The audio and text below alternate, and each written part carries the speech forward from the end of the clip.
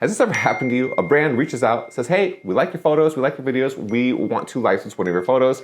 How much will it cost? And you have no idea how to even have this conversation, what they mean. So in this video, we're gonna be diving into licensing your photography and your video like a pro. This is actually a part of a talk that my wife and I have given at a few different conferences over the years.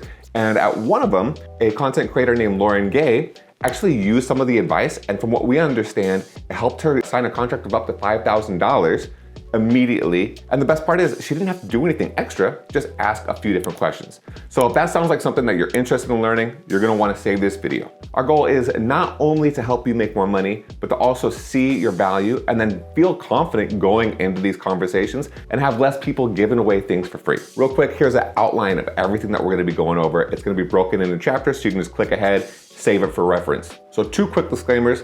This is coming from me. I'm a travel content creator. My wife and I have been doing this since 2013. What we're gonna talk about, you can apply to everything, but the examples that I'm gonna go into are gonna be mostly social media, website usage, and then limited print things, but we're gonna show you a tool that's gonna show you how to do everything. If we're new in the industry, it's really common to maybe just want to build relationships and think that if we share a photo or we get our photo shared or seen by somebody, that it's possible that we could get hired. I want to let you know that while that could happen, it's not really a strategy. Our content is incredibly valuable. The Journal of Travel Research indicated that high quality images positively influenced consumers' views of hotels' quality and attractiveness, leading to greater booking intention and readiness to pay for a higher price of a room. We can see this by our own behavior. Expedia did a study and they found out that hotels with high quality photographs generated 63% more bookings than those low quality photos. And this is something that I think we all know intuitively, but it's nice to know that somebody else is doing research. Expedia says that 77% of travelers now use social media platforms in the early stage of planning.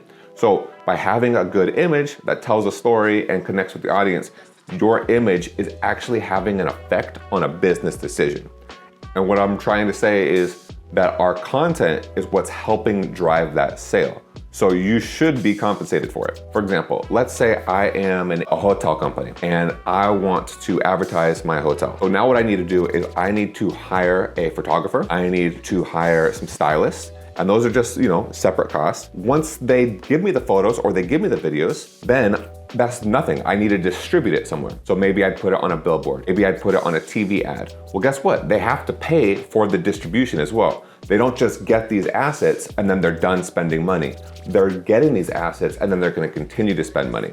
And this is where a content creator kind of comes in. We have the ability to produce the content and distribute it in our own audience. That's one of the reasons why understanding that our content is so valuable.